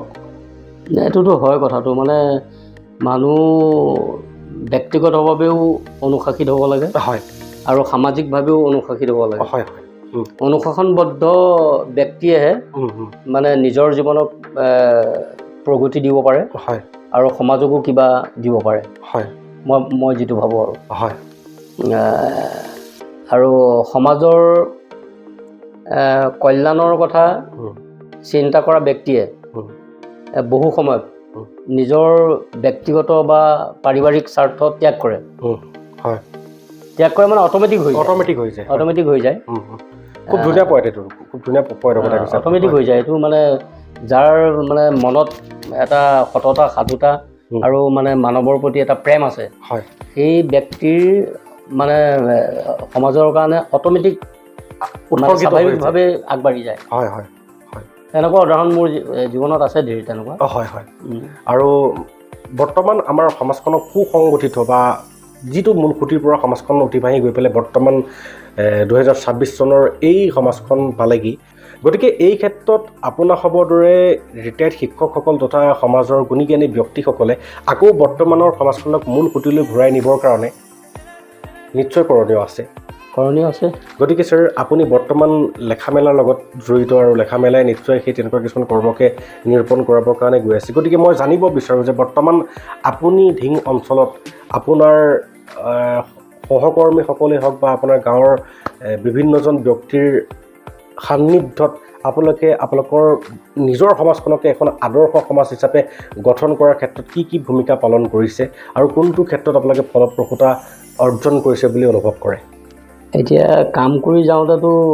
ৰিজাল্টটো পটকৈ পোৱা নাযায় আৰু বিশেষকৈ সমাজ সংগঠনৰ ক্ষেত্ৰত ৰিজাল্টটো পটকৈ পোৱা নাযায়, ৰিজাল্ট পিছত পোৱা যায়। হয় হয় কিন্তু তথাপি কওঁ, তাৰমানে যিবিলাক মানে হেৰি কি কয় স্বাভিমানী ব্যক্তি, হয় যিবিলাক সৎ ব্যক্তি, যিবিলাক সদাচাৰী ব্যক্তি, হয় যিবিলাকে সদায় সত্য পথত চলে, হয় সেই ব্যক্তিবিলাকৰ কিন্তু শত্ৰু বেছি। হয় সেই ব্যক্তিবিলাকৰ শত্ৰু বেছি স্বাভাৱিকতে। আৰু সেই ব্যক্তিখিনিক মানে একচাম মানে ব্যক্তিয়ে সমাজৰ ভাল কামৰ কাৰণে আগবাঢ়ি যোৱাত মানে প্ৰতিবন্ধকতাৰ সৃষ্টি কৰে। এইটো ডেফিনেটলি হয়, প্ৰতিবন্ধকতাৰ সৃষ্টি কৰে। তেনেকুৱা মই ব্যক্তিগত জীৱনত পাইছোঁ বহুত, হয় এতিয়াও পাই আছোঁ। ছাৰ, খুব সুন্দৰকৈ অনুভৱ কৰিব পাৰিছোঁ যে প্ৰতিবন্ধকতা থাকিবই সততাৰে আগবাঢ়িলে। ছাৰ, মই জনাত আপোনাৰ জীৱনতো বহুতবাৰ প্ৰতিবন্ধকতা আহিছে। আপুনি ধিঙত এজন শিক্ষক গ্ৰেপ্তাৰ হৈছে বুলি বিভিন্ন নিয়মীয়া মানে বাতৰি কাকতত ওলাইছিলে। গতিকে সেই সম্পৰ্কে আপুনি এজন শিক্ষক হৈ পেলাই, এজন ইমান মৰমীয়াল শিক্ষক হৈ পেলাই, যিজন শিক্ষকে সৰুৰে পৰা নিজৰ শিক্ষকসকলৰ পৰা কেৱল মৰম চেনেহ আৰু আদৰ্শকে প্ৰকৃত মূলধন হিচাপে বুটলি লৈ গৈ জীৱন অতিবাহিত কৰি আছিলে, সেইজনে গৈ এনেকুৱা প্ৰতিবাদী কাৰ্যসূচীত অংশগ্ৰহণ কৰা শিক্ষক কেনেকৈ হ'ল যিজন জেললৈকে প্ৰেৰণ হ'বলগীয়া হৈছে? নাই, কথাটো মানে সেইটোৱেই যে সমাজত ভাল কাম কৰিবলৈ, মই অলপ আগত কৈছিলোঁ যে সমাজত ভাল কাম কৰিবলৈ আগবাঢ়িলে তাৰমানে একচাম ব্যক্তি আছে যি চামে কৰিব নিদিয়ে নিজৰ স্বাৰ্থৰ কাৰণে, আৰু যেতিয়া কৰিবলৈ যোৱা যায় তেতিয়া মানে বাধা পোৱা যায়। তেনেকুৱা মোৰ কেইবাবাৰো হৈছে। 2002 চনৰ এটা ঘটনা মই কওঁ বাৰু, সংক্ষেপে কওঁ বাৰু। 2002 চনৰ এটা ঘটনা মানে কি, এজন খুব দুখীয়া মানুহ, তেওঁ মানে সেই দিন বজাৰতে তেলৰ দোকান দি থাকে। তেওঁ 7জনী ছোৱালী, এটা ল'ৰা। পৰিয়ালটো মানে বহুত ডাঙৰ, কিন্তু তেওঁ সামান্য অকণমান কেৰাচিন তেল বিক্ৰী কৰি পেলাই যেনে তেনে চলি আছে। দেই, এদিন কৰিলে কি, মানে এজন আমাৰ থানাৰ SI, তেওঁ বেছি থকা তেলখিনি মানে উঠাই লৈ পেলাই তেওঁক থানালৈ লৈ যাব খুজিছে। তেতিয়াতো মই পৰীক্ষা ডিউটি কৰিবলৈ গৈ আছিলোঁ, দেখি পেলাই মোৰতো মনটোৱে সহ্য নকৰিলে যে সাধাৰণ মানুহজনক ইমান মানে তেলৰ বেপাৰী, চুৰ, মানে তেল বেছি অট্টালিকা বনোৱা মানুহ আছে, সেইবিলাকক মানে এওঁলোকে নাপায় দেখা। সামান্য মানুহজন, যিজন মানুহে মানে 7জনী ছোৱালীৰ এটা ল'ৰা পোহপালন দি আছে, এই তেলকণ বেচি পেলাই। কাৰণ ওচৰতে তেল ডিপুটো আছে, তাৰপৰা যেনিবা তেল 2-4 লিটাৰ আনে, হেৰি কি কয় হেৰি ৰেটত কিনি, আৰু অকণমান মানে হেৰি খোলা হেৰিত মানে বিক্ৰী কৰি 2 পইচা বেছিকৈ পায়। সেইটোৱে তাকে মানে তেওঁ কথাটো ক'লোঁ, কওঁতেতো তেওঁ বোলে তই কোন ওলালি মোৰ কামত বাধা দিবলৈ, মানে SI গৰাকী কোন ওলালি তই মোৰ কামত বাধা দিবলৈ বুলিকে মানে একদম মোক বন্দুকৰ নলাই খুন্দা মাৰি, মানে বুকুত খুন্দা মাৰিয়ে দিলে বন্দুকৰ, আৰু অত্যাচাৰ নানান কৰিছে। আৰু কৰি পেলাই উঠ তই গাড়ীত উঠ, তই আচলতে তেল চোৰ বুলিকে মোক গাড়ীত উঠাই ল'লে। গাড়ীত উঠাই লৈ তেতিয়া মই গাড়ীৰ ভিতৰত তেওঁক কৈছোঁ, বোলো আপোনাৰ লগত এতিয়া সৈন্যবাহিনী আছে, আপোনাৰ গাত জোৰ আছে, বল আছে, বন্দুক আছে, গতিকে আপুনি মোক ঢেৰ কৰিব পাৰিব। কিন্তু ইয়াৰ পিছৰ পৰ্যায়ত যিটো পৰিস্থিতি হ'ব, সেইটো কিন্তু আপুনি চম্ভালিব নোৱাৰিব, কিন্তু চাব। পিছত সেইটোৱে হ'ল। পিছত তেওঁ মানে পিছত চাকৰি টানাটানি হৈ গ'ল, তেনেকুৱা এটা অৱস্থা পালে। এইটো 2002 চনৰ কথা। 2003 চনতো সৰুকৈ এটা ঘটনা ঘটিছে, বাৰু সেইটো মই উল্লেখ কৰিব খোজা নাই। 2008 চনৰ এটা ঘটনা কি, মানে এই গেজিং ৰিজাৰ্ভ এখন আমাৰ ঢিঙৰে গেজিং ৰিজাৰ্ভ এখন তাৰমানে কি এইটো আমাৰ প্ৰয়োজনীয় সেউজীয়া ঘাঁহনি গছ গছনি চাইডে চাইডে আছে গৰু চৰু চৰিব কৰিব পাৰে মানুহ তাতে ফিল্ডত দৌৰিব কৰিব বা বিভিন্ন ৰাজহুৱা এটা হেৰি জেগা প্ৰয়োজনীয় কিন্তু সেই গেজিং ৰিজাৰ্ভখন মানে কি কৰিলে এখন মাৰ্কেট বনাব তাত তেওঁলোকে চৰকাৰৰ ফালৰ পৰা আমাৰ যিগৰাকী তেতিয়া মানে বটদ্ৰৱা সমষ্টি মিনিষ্টাৰ আছিলে তেখেতে মানে তাতে এখন মাৰ্কেট বনাব কিন্তু এতিয়া মাৰ্কেটখন বনোৱাৰ নামত যে তাতে মানে জেগাটো যে গোটেই জেগাটো যে প্ৰদূষিত কৰাৰ এটা ভিতৰুৱা ষড়যন্ত্ৰ চলি আছে এই কথাটোতো বহুতে নাজানে কিন্তু মই গম পালোঁ কথাটো গম পাই আমি 12খনমান গাঁও লগ লাগি পেলাই এখন ৰাজহুৱা মিটিং দিলোঁ এই ৰাজহুৱা মিটিঙত তাৰমানে এটা বক্তব্য মই ৰাখিলোঁ এই বক্তব্যত এটা কথা উল্লেখ কৰিলোঁ যে ইয়াৰ যিটো প্ৰদূষণ ইয়াত যিটো প্ৰদূষণ ঘটাব খুজিছে ইয়াৰ যদি আমাৰ ডিষ্ট্ৰিক্ট মানে হেৰি কি কয় অথৰিটিয়ে যদি আমাক যদি সুৰক্ষা নিদিয়ে এই কথাটোত আমাৰ গেজিং ৰিজাৰ্ভখন যদি হেৰি মুকলি কৰি নিদিয়ে এই যে চাৰিওফালে যে এতিয়া মানে বাউণ্ডেৰী দি পেলাই আবদ্ধ কৰি পেলাই তাতে তেওঁলোকে যিটো কাম কৰিব বিচাৰিছে এইটো যদি বাধা নিদিয়ে তেনেহ'লে আমি ষ্টেট পৰ্যায়ত যাম আৰু ষ্টেট পৰ্যায়ত যদি নিদিয়ে আমি নেশ্যনেল পৰ্যায়ত যাম নেশ্যনেল পৰ্যায়ত নিদিয়ে যদি আমি ইণ্টাৰনেশ্যনেল পৰ্যায়ত যাম কাৰণ কিয় আমাৰ বিশ্ব স্বাস্থ্য সংস্থা আছে গতিকে আমি মানে সেই প্ৰদূষণ নিয়ন্ত্ৰণ বুলি এখন কমিটি গঠন কৰিলোঁ তাতে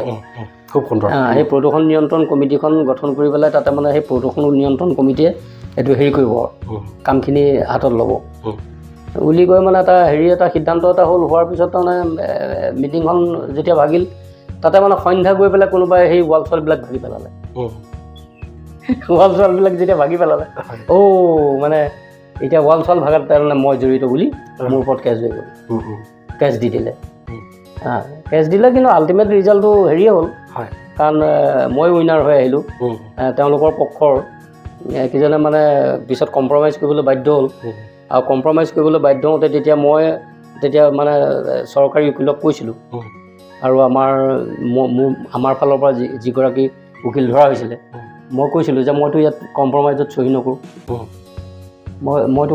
এইটোতো কম্প্ৰমাইজ কৰিবলগীয়া একো কথা নাই কাৰণ ইয়াত মই জড়িতই নহয় কেছত মোক লৈহে আনিছে তেওঁলোকে মইতো কেছত জড়িতই নহয় গতিকে ইয়াত কম্প্ৰমাইজ কৰা মানে কি মই মানে কেছত জড়িত আছোঁ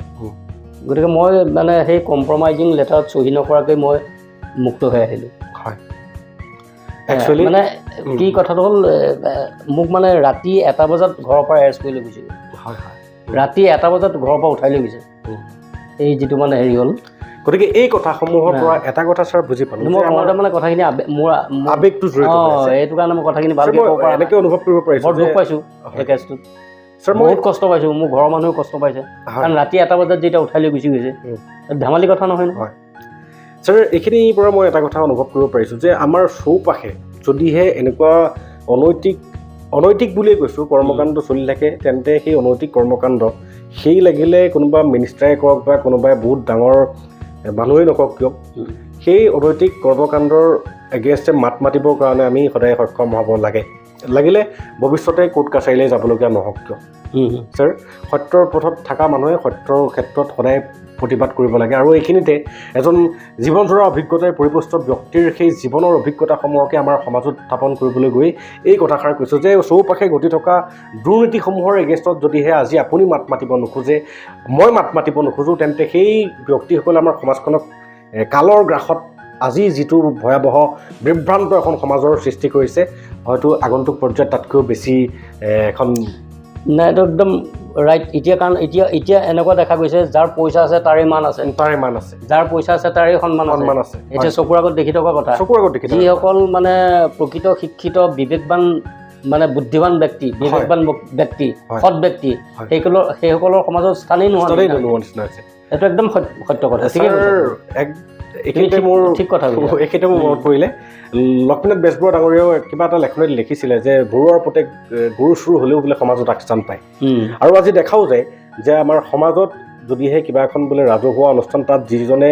মোটা ধন এটা উৎসৰ্গিত কৰিব পাৰিব মোটা ধন এটা দিয়া মানুহজনক মাতি পেলাই তেখেতকে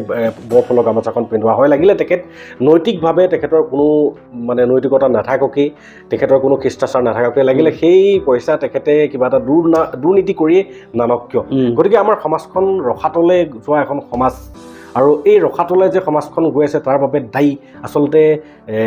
মানে শিক্ষিত বা গুণীজ্ঞানী ব্যক্তিসকলে কৈ গৈছিলে যে এখন সমাজ দূষিত হয় শিক্ষিত মানুহৰ অশিক্ষিত আচৰণৰ দ্বাৰা। গতিকে প্ৰতিজন শিক্ষিত মানুহে নিজৰ শিক্ষিত আচৰণসমূহ দেখাব পাৰিব লাগিব আৰু সততাৰ পথত অসতৰ বিৰুদ্ধে মাত মাতিব পাৰিব লাগিব। মই আপোনাৰ কথাসমূহৰ পৰা অনুভৱ কৰিব পাৰিছোঁ। ছাৰ, এইখিনিতে মই আহিছোঁ আপোনাৰ জীৱন যুদ্ধৰে এটা অন্য অধ্যায়লৈ, যে আপুনি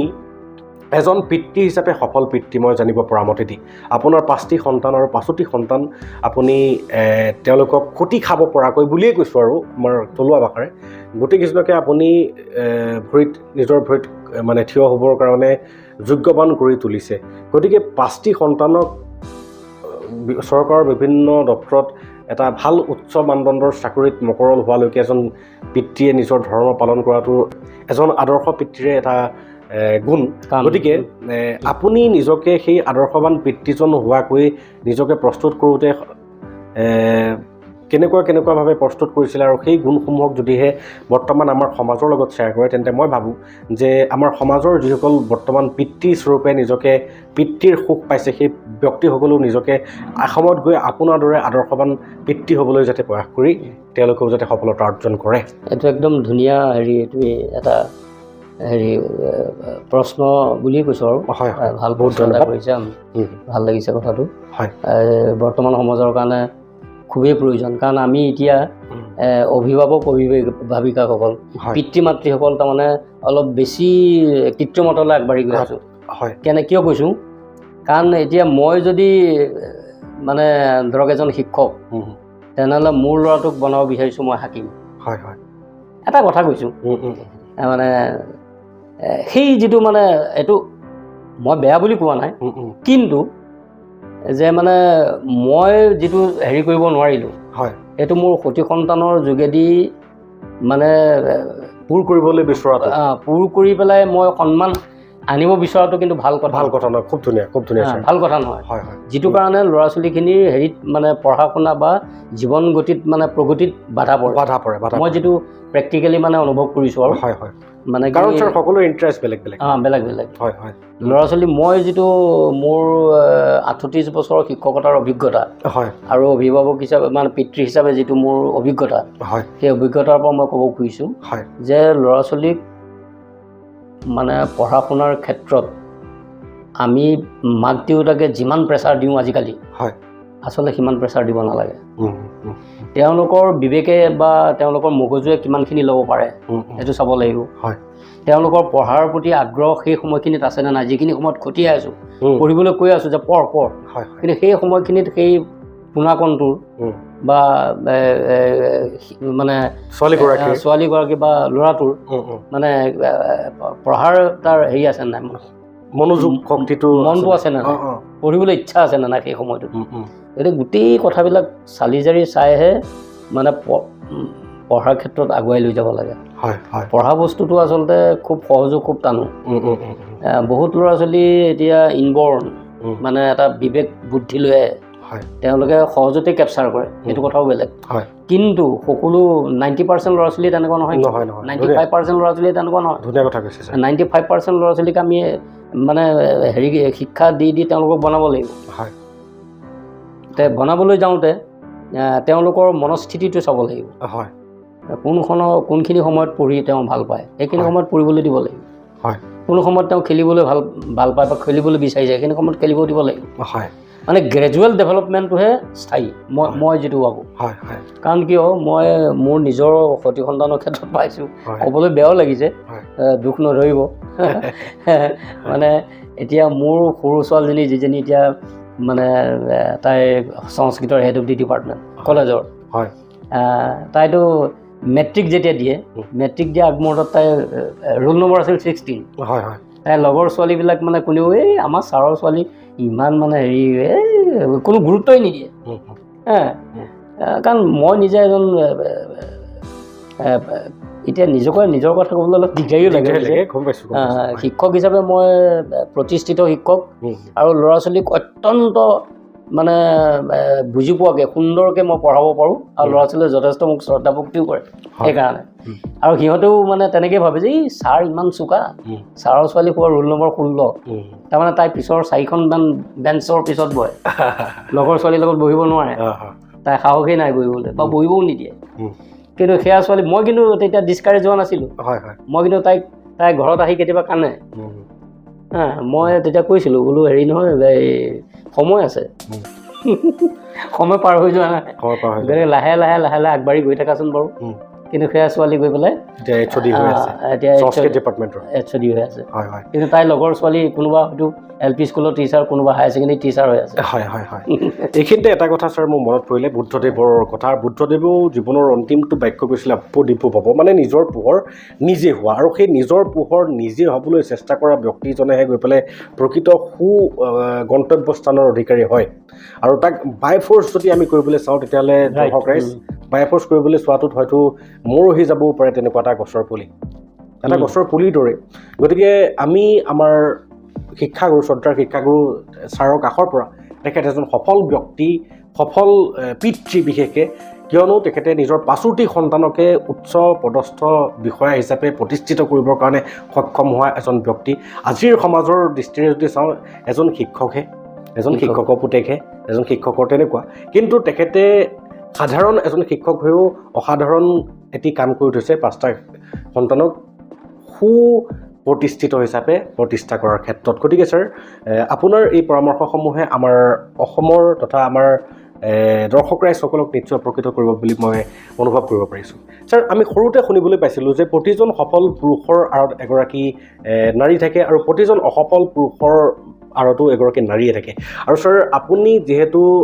আপোনাৰ মাতৃক বহুতেই সৰুতেই হেৰুৱাইছিলে গতিকে আপুনি এজন সফল পিতৃ এজন সফল শিক্ষক হিচাপে প্ৰতিষ্ঠিত হোৱালৈকে নিশ্চয় মই বাৰুকৈ নদি ক'ব পাৰোঁ যে আপোনাৰ অৰ্ধাংগিনীয়ে আপোনাৰ লগত আপোনাৰ ছাঁটো হৈ পেলাই কাম খোজকাঢ়িছিলে গতিকে ছাৰ আজিৰ ডেটত দেখা যায় আজিৰ বৈবাহিক বান্ধোন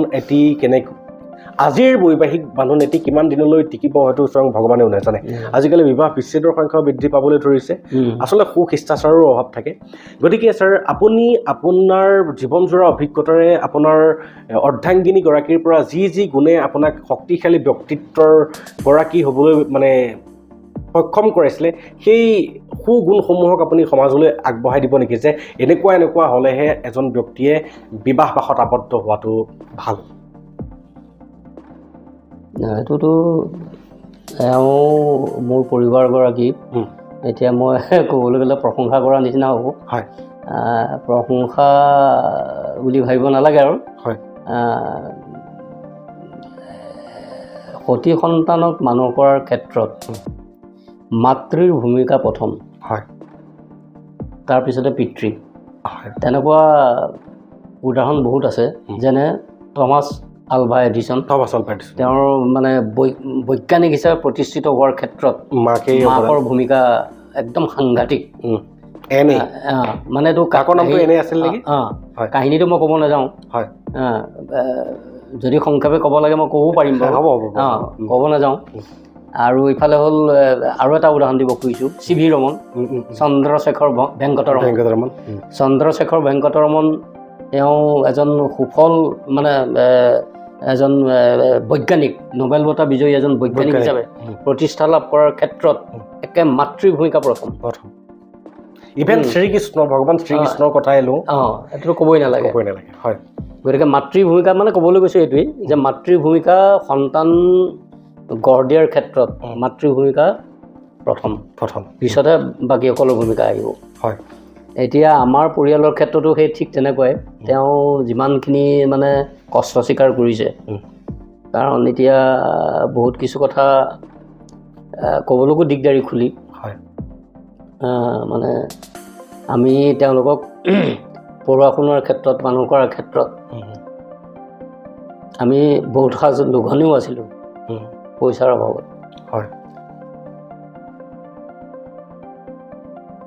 কিন্তু সেইটো আনে কোনেও কিন্তু জনা নাছিলে মানে মোৰ পত্নীগৰাকীয়ে ইমান সুন্দৰকৈ মানে কথাবিলাক মানে হেৰি কৰি ৰাখি ল'ৰা ছোৱালীকেইটাক আগবঢ়াই যোৱাৰ ক্ষেত্ৰত যেনেধৰণে ভূমিকা লৈছিলে সেইটো মইতো গোটেই দিনটো স্কুলতেই থাকোঁ আৰু প্ৰথম পৰ্যায়ত মই এপইণ্টমেণ্টৰ পিছত প্ৰায় 8-10 বছৰমান মই টিউশ্যনো কৰিছোঁ তাৰপিছলৈ নকৰা হ'লোঁ আৰু 8-10 বছৰমান টিউশ্যনো কৰিছোঁ গতিকে মই নিজৰ কামতে ব্যস্ত থাকোঁ নিজৰ কাম মিনছ স্কুলৰ কামতে ব্যস্ত থাকোঁ বা টিউশ্যন চিউশ্যনত ব্যস্ত থাকোঁ আৰু গোটেই ল'ৰা ছোৱালীকেইটা হেৰি কৰাৰ ক্ষেত্ৰত মাকেই সময় বেছি পায় গতিকে সেইটো এটা কথা আৰু কাপোৰ কানি এইবিলাক পিন্ধোৱা কৰাৰ ক্ষেত্ৰত বেছি লাহবিলাহৰ কথা মানে তেওঁলোকক হেৰি কৰিবলৈ নিদিয়ে যে ল'ৰা ছোৱালীকেইটাক সুন্দৰকৈ যি কাপোৰ থাকে ঘৰত সেই কাপোৰকে ধুই মেলি ধুনীয়াকৈ সেয়াকৈ পিন্ধাই ধৰা এনেকুৱা মানে আই চাই ব্যয় কৰিবৰ কাৰণে সেইটো গুণটো এটা বহুত দৰকাৰী গুণ মানে আই চাই ব্যয় কৰা আৰু এটা বৰ ডাঙৰ গুণ এওঁৰ আছে মই যিটো দহবাৰ স্বীকাৰ কৰোঁ সেইটো হ'ল মানে তেওঁ নিজে হেৰি হ'ব কিন্তু স্বামীগৰাকীক কেতিয়াও কোনো কাৰণত মানে বাহিৰত ওলাই যাওঁতে মানে প্ৰকাশ কৰিব পৰা নাই কথাটো বাহিৰত ওলাই যাওঁতে মানে একদম এজন সুন্দৰ পুৰুষ হিচাপে মানে এটা যাতে মানে হেৰি সমাজত মানে হেৰি পায় তেনেকুৱা ধৰণে মোক মানে এটা হেৰি কৰি ৰাখে আৰু তেখেতে কেতিয়াও মানে কাপোৰ কানি চব ধৰণৰ হেৰিতে মানে তেওঁ চকু কাণ দি ধুনীয়াকৈ মানে আৰু এইটোতো স্বাভাৱিক কথা এটা যে 10গৰাকী মহিলা লগ খালে ঘৰৰ কথা পাতে ইটো সিটো কথা পাতে এইবিলাকতো চলেই গাঁৱত আমাৰতো এতিয়া আমি মানে আমাৰ চেমি টাউন আগতে গাঁৱে আছিলে এতিয়া চেমি টাউনত পৰিছোঁ মানুহবিলাকৰ মানে সেই মহিলাসকল গোট খালে কৰিলে প্ৰত্যেকৰ ঘৰৰ কথা মানে ইটো সিটো অলপ ঋণাত্মক দিশৰ কথাও পাতে য'ত মানে স্বামীজনৰ অলপ এফেক্ট হয় কিন্তু তেনেকুৱা ধৰণৰ কথা তেওঁ কেতিয়াও ক'তো আজি পৰ্যন্ত এটা শব্দও তেওঁ ক'তো ভাবোৱা নাই আৰু এই গুণসমূহেৰে সমৃদ্ধ এগৰাকী জীৱন সংগী যদি নিৰ্বাচন কৰে এজন ব্যক্তিয়ে নিশ্চয় জীৱনত গৈ হতাশা নিৰাশা নামৰ সেই সাগৰখনত বুৰ যাব নালাগে ছাৰ আপুনি এইটো যিহেতু একদম মনৰ পৰা আপোনাৰ চকুত জলজলাই হৈ গৈছে কথাখিনি কওঁতে মই অনুভৱ কৰিব পাৰিছোঁ আৰু এইখিনি ৰিয়েল বাস্তৱ অভিজ্ঞতা আৰু এই বাস্তৱ অভিজ্ঞতাসমূহক আমি জ্ঞান বাৰ্তাৰ মজিয়াৰ পৰা আমাৰ সমাজলৈ দিবৰ কাৰণে চেষ্টা কৰিছোঁ এইটো কাৰণেই কাৰণ আমাৰ সমাজখনৰ বৰ্তমানৰ গতি কেনেকুৱা সকলোৱে জানে বৰ্তমান সমাজৰ বিবাহসমূহ কিমান দিনলৈ টিকিব তাৰ কোনো গেৰাণ্টি নাই আজি ছাৰ আমাৰ হিন্দু ধৰ্মত বিবাহ নামৰ সম্পৰ্কটো জাষ্ট এনেকুৱা এটা সম্পৰ্ক যিটো 7টা জন্মলৈ মানে প্ৰতিশ্ৰুতি কৰা এটা সম্পৰ্ক কিন্তু আজি এখন বিবাহ অতি বেছি এবছৰ 2 বছৰ কেতিয়াবা 10 বছৰটো ভাগে গতিকে এই বস্তুসমূহ কিয় হ'বলৈ পাইছে এই বস্তুসমূহ কেৱল এটাই গিৰিয়েক ঘৈণীয়েকৰ মাজত হয়তো অন্য পুৰুষ কিছুমান সোমাই পেলাই সেই লণ্ড বন্ধ কৰি দিয়ে আৰু ছাৰৰ কথাসমূহৰ পৰা এটা কথা অনুভৱ কৰিব পাৰিছোঁ যে গিৰিয়েক ঘৈণীয়েকৰ প্ৰতি আৰু ঘৈণীয়েক গিৰিয়েকৰ প্ৰতি যদি 100% সমৰ্পিত হৈ পেলাই জীৱন নামৰ নাওখনক একদম ৰাইট তেতিয়া সংসাৰখন আগবাঢ়িব তেতিয়াহে সংসাৰখন আগবাঢ়িব আৰু খুব ভাল লাগিলে আলোচনা বিলোচনা কৰি কামবিলাক যদি ঘৰত কৰে হয় তেতিয়াহ'লে সংসাৰ এখন একে সুন্দৰকৈ আগবাঢ়ি যায় আৰু সেই আলোচনাটো সেই সংসাৰখনৰ সেই আলোচনাটো যদিহে কোনোবা এজন থাৰ্ড পাৰ্চন বা কোনোবা এটা বেলেগ ফৈদৰ পৰা যদিহে পৰামৰ্শ ল'বলৈ গ'ল তেতিয়াহ'লে সেই নাও বুৰ যাবই যাব আৰু তেনেকুৱা বহুত নাও বুৰ যোৱা দেখা গৈছে তৃতীয় পক্ষক প্ৰৱেশ কৰিবই দিব নালাগে হয় গতিকে বহুত ধন্যবাদ আৰু এই গুণসমূহ যদিহে আমাৰ প্ৰতিগৰাকী অভিভাৱকৰ প্ৰতিগৰাকী মাতৃয়ে নিজৰ জীয়ৰীসকলক প্ৰতিগৰাকী পিতৃয়ে নিজৰ পুত্ৰসকলক যদিহে উত্তৰাধিকাৰী সূত্ৰে এই গুণসমূহক দিয়ে তেন্তে আমাৰ সমাজখন বহুতেই এটা উন্নতিৰ বা প্ৰগতিৰ দিশত ধাৱিত হ'ব বুলি আশা কৰোঁ আৰু এইটোৱে আমাৰ জ্ঞান বাৰ্তাৰ লক্ষ্য এইটোৱে আমাৰ উদ্দেশ্য ছাৰ এতিয়া আহিছোঁ আপোনাৰ জীৱনৰ অন্য এটি অধ্যায় সাহিত্য চৰ্চাৰ দিশে ছাৰ আপুনি সাহিত্য চৰ্চাৰ দিশে যিহেতু আপুনি এজন ছায়েন্সৰ টিচাৰ আছিলে আপুনি BSc কেমেষ্ট্ৰিত কৰিছিলে এজন ছায়েন্সৰ টিচাৰে সাহিত্য মানে সম্পূৰ্ণ অসমীয়া দিশটোলৈ ধাৱিত হোৱাৰ বা সেই দিশটোলৈ আপোনাৰ মনোগ্ৰাহী হোৱাৰ কাৰকসমূহ কি আছিলে আৰু সেই কাৰকসমূহে আপোনাক গৈ পেলাই আজি এজন সুপৰিচিত লেখক হিচাপে আপুনি 10-11খনৰো কিতাপ অধিক আপুনি নিজে লিখি উলিয়াইছে, সম্পাদনা কৰিছে, আপুনি 5খনমান সম্পাদনা কৰিছে। গতিকে এই দিশলৈ আপোনাক আকৃষ্ট কেনেকৈ হৈছিলে, আপুনি কি কাৰকে আপোনাক আকৃষ্ট কৰিছিলে আৰু এই কাৰকসমূহৰ দ্বাৰা আকৃষ্ট হৈ আজি আপুনি কেনেকুৱা এটা মানসিক শান্তি অৰ্জন কৰিবলৈ সক্ষম হৈছে? শিক্ষকতা সময়খিনিত সেইখিনি সময়ততো সময় একেবাৰে নাছিল, হয়, কাৰণ হেভি ক্লাছ কৰিছিলোঁ মই, হয়, কাৰণ দুটাকে ছায়েন্সৰ ক্লাছ কৰোঁ, কেমেষ্ট্ৰি মানে হেৰি কি কয় প্ৰেক্টিকেল ক্লাছ, হয়, আৰু ক্লাছ 10ৰ মানে মেট্ৰিক দিয়া ষ্টুডেণ্টখিনিৰ এডভান্স মেথমেটিক্সৰ ক্লাছ কৰোঁ। গতিকে আকৌ প্ৰক্সিবিলাকত যাবই লাগে, গতিকে হেভি এটা ডিউটি, আৰু ঘৰত আহি পেলাই এইপিনে 5টা সন্তানক চোৱা কৰাটো আছে, ভাগৰুৱা হৈ যাওঁ। গতিকে সাহিত্য চৰ্চা আচলতে মোৰ যেনেকৈ হ'ব লাগিছিল তেনেকৈ নহ'ল, কিন্তু তাৰ মাজতে অলপ সোনকালে উঠা মোৰ এটা অভ্যাস আছিলে। যিমানেই কষ্ট নকৰোঁ কিয় মই সোনকালে উঠোঁ। তাৰমানে এই সোনকালে উঠা অভ্যাসটোৰ কাৰণে মোৰ যিটো মনৰ ইচ্ছা, তাৰমানে মনৰ ইচ্ছাটো কি, তাৰমানে এতিয়া তুমি সুধিছা কি কাৰকে ক্ৰিয়া কৰিছিল বুলি, মানে কাৰক বুলিনো কি ক'ম এতিয়া, এই সৰুতে মানে মই জীৱন সংগ্ৰাম বুলি এটা মানে প্ৰবন্ধ লিখিছিলোঁ, হেৰি তিনিমহীয়া আলোচনী এখনত আমাৰ গাঁৱৰে, তাতে প্ৰকাশ হ'ল। প্ৰকাশ হওঁতে মানে পঢ়ি বহুতে ক'লে বৰ ভাল লিখিছাই,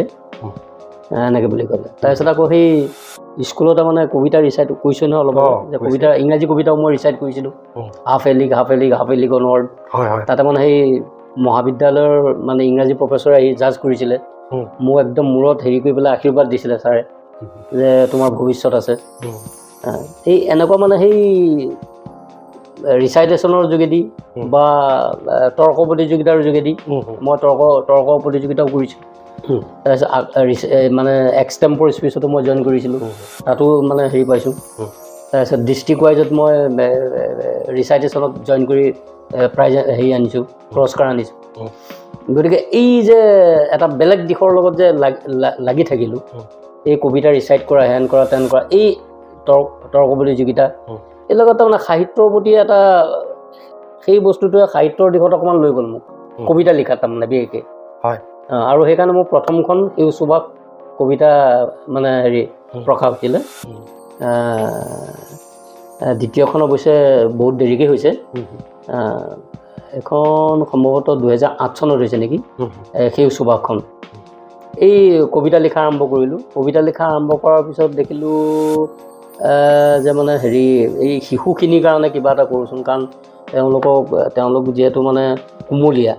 কুমলীয়াতে যদি তেওঁলোকক অকণমান হেৰি কৰিব পৰা যায়, মানে গঢ় দিয়াত যদি মোৰ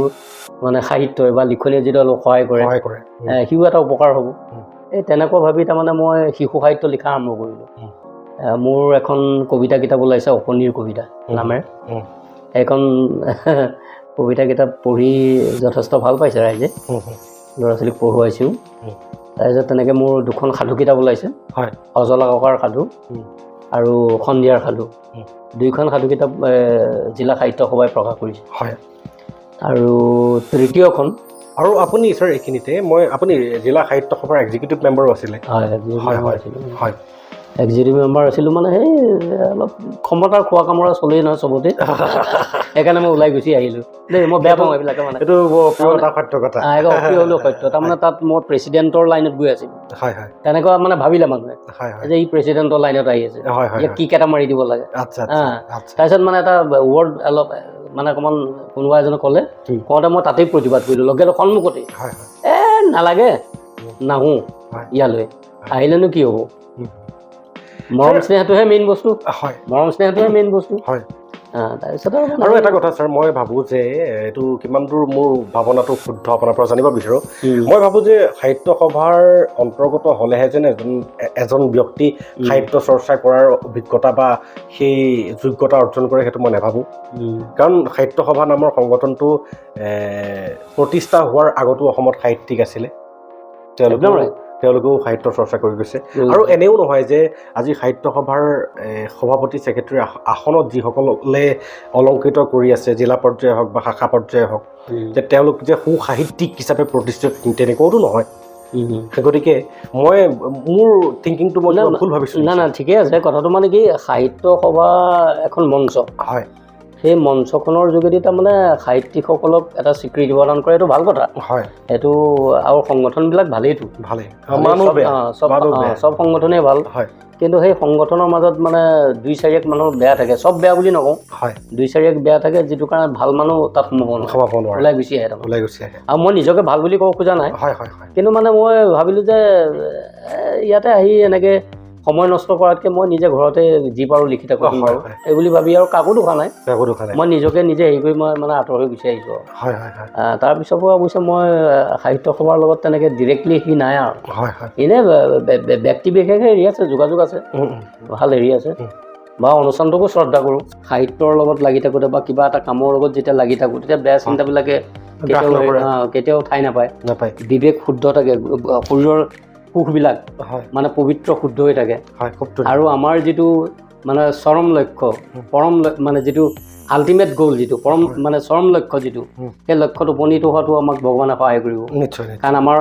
আল্টিমেট হেৰিটো কি লক্ষ্যটো কি যে পৰম পিতাৰ মানে চৰণত লীন যোৱাটো খুব ধুনীয়া নহয় জানো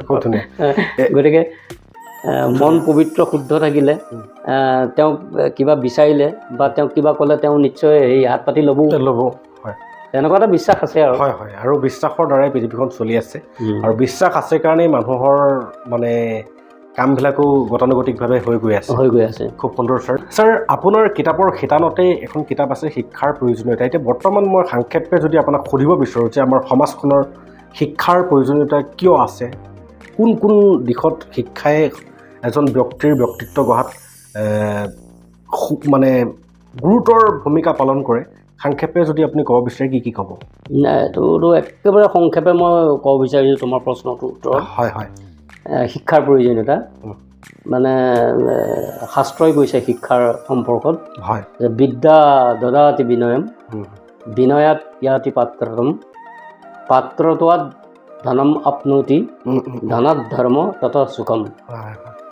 মানে বিদ্যা দদাতি বিনয়ম বিদ্যাই মানুহক বিনয়ী কৰে বিদ্যা কবি এই যে আমি শ্ৰেণীৰ যে গুৰুসকলে পাঠদান কৰা যিটো শিক্ষা সেইটোৱে বিদ্যা নহয় দেই মই ক'ব খুজিছোঁ যে সেই শিক্ষা আৰু জ্ঞানৰ যিটো সমষ্টি সেইটোহে বিদ্যা সেই বিদ্যা মানে যি অৰ্জন কৰিছে তেওঁ বিনয়ী হৈছে বিদ্যা দদাতি বিনয় আৰু অট'মেটিকেলি তেওঁৰ হাতলৈ অৰ্থও আহিব ধন সম্পত্তিও আহিব আৰু ধন সম্পত্তি থাকিলে এটা সুখময় জীৱনে হ'ব মানে ধনাত ধৰ্ম তথা সুখম মানে ধন উপাৰ্জন কৰিবলৈ মানে সক্ষম হ'ব আৰু সেই ধনৰ দ্বাৰা ধৰ্ম কৰিব পাৰিব আৰু ধৰ্ম কৰিলে শান্তি পাব ধনাত ধৰ্ম তথা সুখম মানে শিক্ষাৰ প্ৰয়োজনটোৱে হ'ল সেইটো মই সংক্ষেপে কৈছোঁ আৰু খুব সুন্দৰ আৰু শিক্ষা দৰ্শক ৰাইজ মই আপোনালোকক মানে ছাৰৰ পৰা এটা কথা জনাব বিচাৰোঁ ছাৰ আপুনি ইতিমধ্যে ক'লে যে শিক্ষা আৰু যিটো জ্ঞান এই দুইটাকে সামঞ্জস্য কৰি পেলাই যিটো অৰ্জন কৰিব পাৰোঁ সেইটোহে প্ৰকৃত বিদ্যা আৰু সেই বিদ্যাটোহে মানে জীৱন নিৰ্বাহৰ কাৰণে প্ৰকৃত পৰিচালিকা শক্তি একদম ৰাইট পৰিচালিকা শক্তি হয় গতিকে আমি এতিয়া sir sine theta cos theta এইবিলাক শিকিছোঁ হয় প্ৰজেক্টাইল আমুক তামুক এনেকৈ গৈছে ধেনু এখন মাৰিলে বতাহটো কোনপিনে বলি আছে গতিকে মই আমুকটো লক্ষ্যস্থান ভেদিবৰ কাৰণে মই ধেনুখন কিমানটা এংগলত মাৰিব লাগিব সেইখিনি কিতাপত পঢ়িছোঁ হয় কিন্তু মই প্ৰেক্টিকেলি যদি কৰিবলৈ নাযাওঁ তেন্তে মোৰ সেইটো শিক্ষাই হৈ থাকিব সেইটো মই বিদ্যালয় ৰূপান্তৰিত নহয় ৰাইট হয় ছাৰ মই অনুভৱ কৰিব পৰাটো গতিকে দৰ্শক ৰাইজ মই ছাৰৰ কাষৰ পৰা ক'ব বিচাৰিছোঁ যে আমি আজি স্কুলত শিক্ষা অৰ্জন কৰিছোঁ হয় কিন্তু সেই শিক্ষাক জ্ঞানলৈ ৰূপান্তৰিত কৰি পেলাই দুইটাকে সংযোগ কৰি পেলাই আমি বিদ্যা হিচাপে যদিহে নিজৰ অন্তৰাত্মাত সঞ্চিত কৰিব নোৱাৰোঁ তেন্তে যিমানেই যত ডাঙৰ পৃথিৱীৰ ডিগ্ৰী নলওঁ কিয় কিন্তু আমাৰ কোনো ধৰণৰ স্বাৱলম্বিতা ডিগ্ৰী তাৰমানে য'ত নৈতিকতা নাথাকিব য'ত মানে সাধুতা নাথাকিব য'ত জ্ঞান নাথাকিব তাত মানে সেই শিক্ষাই কাম নিদিব গতিকে এইটো বহুত এটা মূল্যৱান পৰামৰ্শ তথা বহুতে মূল্যৱান জ্ঞানৰ বাণী আমাৰ সমাজলৈ বহুতে ভাল লাগিলে ছাৰ এই কথাষাৰৰ দ্বাৰা ছাৰ এইখিনিতে মই জানিব বিচাৰোঁ শিক্ষা আৰু আপুনি জ্ঞান দুয়োটাকে যিহেতু আপুনি দুটা বেলেগ বস্তু দুটা মানে বিদ্যাৰ দুটা উপাদান হিচাপে চিহ্নিত কৰিছে গতিকে আপোনাৰ পৰিভাষাৰে এই বস্তুটাক আৰু অকণমান আমাক উজ্বলাই তুলিব নেকি জ্ঞানটো একদম হেৰি প্ৰয়োজন হয় মানে জ্ঞান আৰু শিক্ষা দুইটা যে বেলেগ বস্তু মানে জ্ঞানটো কেনেকৈ মই বেলেগ বুলি কৈছোঁ মানে উত্তানপাদৰ পুত্ৰ উত্তম আৰু ধ্ৰুৱ মানে ধ্ৰুৱ আছিল সুনীতিৰ পুত্ৰ আৰু মানে উত্তম আছিলে সুৰুচিৰ পুত্ৰ এই ধ্ৰুৱই 4.5 বছৰ বয়সতে স্বয়ং ভগৱান দৰ্শন লাভ কৰিছিল মানে ভগৱানে ধ্ৰুৱক দৰ্শন দিবলৈ আহিছিল দৰ্শন দিবলৈ অহা নাছিল ভগৱানে নিজে ধ্ৰুৱক চাবলৈ আহিছিল চাবলৈ আহোঁতে ধ্ৰুৱই দৰ্শন পাইছিলে তাৰমানে সেই তেতিয়াতো ধ্ৰুৱৰ 4.5 বছৰত কিনো শিক্ষা আছিলে একোতো শিক্ষা নাছিল কিন্তু তেওঁ জ্ঞান অৰ্জন কৰিছিলে ভক্তি আৰু জ্ঞান ভক্তি আৰু জ্ঞানৰ বলত পৰম পিতা পৰম ব্ৰহ্মক লাভ কৰিছিলে ঠিক তেনেকৈ আমি প্ৰহ্লাদৰ কথাও ক'ব পাৰোঁ প্ৰহ্লাদে 5 বছৰ বয়সত তেওঁ কি কয় এই যি ভক্তি লাভ কৰিলে বা মানে ভগৱন্তক লাভ কৰিলে নৰসিংহৰূপে তেতিয়াতো তেওঁ শিক্ষা বিশেষ নাছিলে কাৰণ তেওঁ শিক্ষা লৈছিলে শিক্ষা গুৰুকুলত গৈ তেওঁ শিক্ষা লৈছিলে বিশেষ শিক্ষা তেওঁ মানে হেৰি কি কয় ল'বলৈ তেওঁ সুবিধা পোৱা নাছিলে তেওঁ কিন্তু জ্ঞান লৈছিলে গতিকে জ্ঞান বস্তুটো শিক্ষাৰ পৰা বেলেগ এজন অধিক শিক্ষিত মানুহৰো জ্ঞান নাথাকিব পাৰে যেনে এটা উদাহৰণ দিছোঁ মই যে ৰাস্তাত মানে এজন শিক্ষিত মানুহ এজন অশিক্ষিত মানুহ দুইজন গৈ আছে কিন্তু দুইজনে কল খাই গৈ আছে শিক্ষিত মানুহজনে ধৰি ল'লোঁ শিক্ষিত মানুহজনে কলৰ বাকলিটো ৰাস্তাৰ মাজতে পেলাই থৈ গ'ল অশিক্ষিত মানুহজনে কিন্তু কলৰ বাকলিটো ৰাস্তাৰ পৰা বাহিৰত